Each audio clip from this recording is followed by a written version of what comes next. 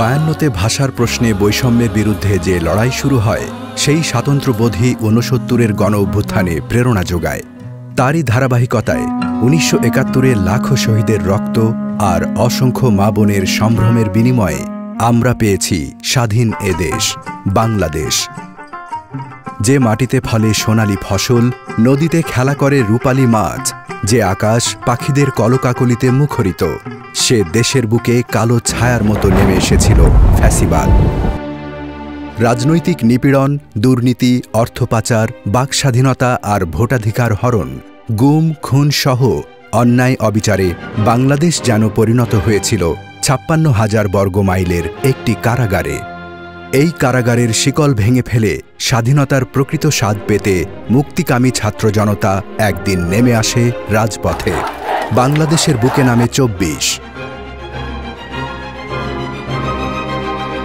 মুক্তিযুদ্ধের সন্তান নাতিপুতিরা কেউ মেধাবী না, যত রাজাকারের বাচ্চারা নাতিপুতি হলো মেধাবী, তাই না?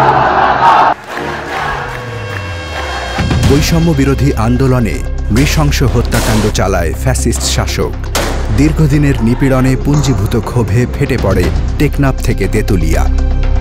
গুলির সামনে অসীম সাহসে বুক পেতে দেয়া আবু সাইদ, মুগ্ধ, ওয়াসিম, হৃদয় দরুয়া, রিয়া গোপ সহ হাজারো শহীদ আর অগণিত আহতের রক্তে রঞ্জিত হয় বাংলাদেশের কোমল জমিন।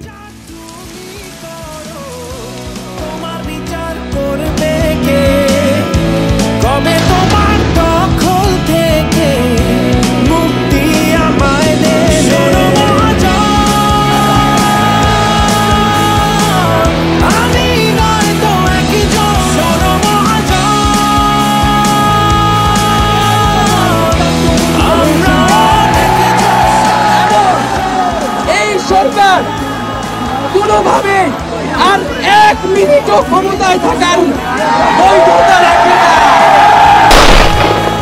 5ই আগস্ট সারা দেশের মুক্তিকামী জনতাকে ঢাকার উদ্দেশ্যে রওনা হওয়ার জন্য আমরা আহ্বান জানাচ্ছি। ছাত্র জনতার নেতৃত্বে জুলাই গণ অভ্যুত্থানের মধ্য দিয়ে মুক্ত হয় বাংলাদেশ। পালিয়ে যেতে বাধ্য হয় ফ্যাসিস্ট শাসক শেখ হাসিনা। গণ অভ্যুত্থানের পর ছাত্র জনতার আহ্বানে সাড়া দিয়ে নোবেল বিজয়ী অধ্যাপক ডক্টর মোহাম্মদ ইউনুস অন্তর্বর্তীকালীন সরকারের প্রধান উপদেষ্টার দায়িত্বভার গ্রহণ করেন। এই স্বাধীনতাটা আমাদেরকে রক্ষা করতেই হবে। অন্তর্বর্তীকালীন সরকারের প্রধান উপদেষ্টা পদে কর্তব্য বিশ্বস্ততার সহিত পালন করিব। গঠিত হয় অন্তর্বর্তীকালীন সরকার। শুরু হয় নতুন বাংলাদেশের পথচলা। অন্তর্বর্তীকালীন সরকার দায়িত্ব গ্রহণের পর প্রশাসন নবগঠিত সরকারের প্রতিশ্রুতি বাস্তবায়নে হয়ে ওঠে তৎপর। নাজুক আইন শৃঙ্খলা পরিস্থিতিকে স্থিতিশীল করতে সেনাবাহিনী ও ছাত্র জনতার সহায়তায় থানাগুলোর নিরাপত্তা বিধান করে প্রশাসন। নতুন বাংলাদেশ গড়ার যাত্রার শুরুতেই প্রশাসনের জন্য চ্যালেঞ্জ হিসাবে দেখা দেয় আকস্মিক বন্যা। বানের পানিতে আটকে পড়া অসহায় মানুষদের উদ্ধার, ত্রাণ সহায়তা আর পুনর্বাসন কাজে সর্বশক্তি নিয়োগ করে স্থানীয় প্রশাসন।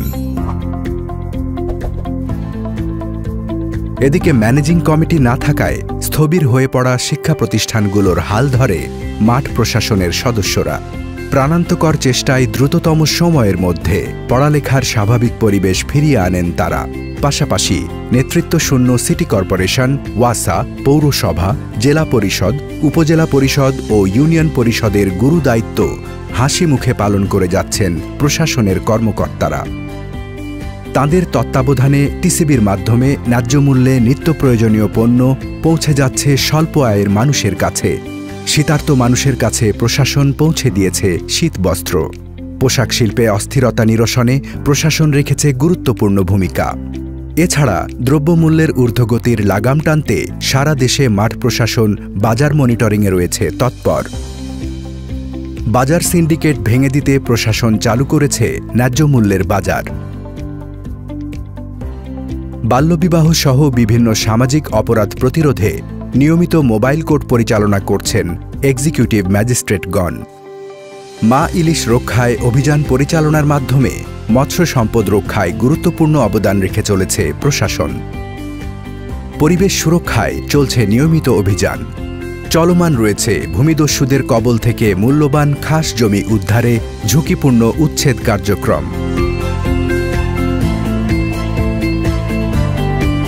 জুলাই অভ্যুত্থানে শহীদ ও আহত বীরদের তালিকা নির্ভুলভাবে সম্পাদনে অত্যন্ত নিষ্ঠা ও আন্তরিকতার সাথে কাজ করেছে প্রশাসন।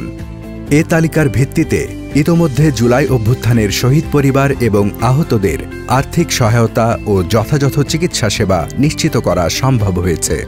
জুলাই অভ্যুত্থানে চেতনা জাতি, ধর্ম ও বর্ণ নির্বিশেষে সকল বাংলাদেশির জন্য একটি অন্তর্ভুক্তিমূলক রাষ্ট্র গঠন। সেই চেতনার পথ ধরে প্রশাসনের তৎপরতা ও কার্যকর সমন্বয় সাধনের মাধ্যমে এবছর নির্বিঘ্নে এবং উৎসবমুখর পরিবেশে অনুষ্ঠিত হয়েছে দুর্গাপূজার উৎসব। দেশ গঠনে তারুণ্যের সীমাহীন শক্তি ও সম্ভাবনাকে উৎসাহিত করতে এসো দেশ বদলায়, পৃথিবী বদলায় প্রেরণাদায়ী এ প্রতিপাদ্যকে সামনে রেখে সারা দেশে প্রশাসনের ব্যবস্থাপনায় তরুণ সমাজের স্বতঃস্ফূর্ত অংশগ্রহণে সফলভাবে উদযাপিত হয়েছে তারুণ্যের উৎসব।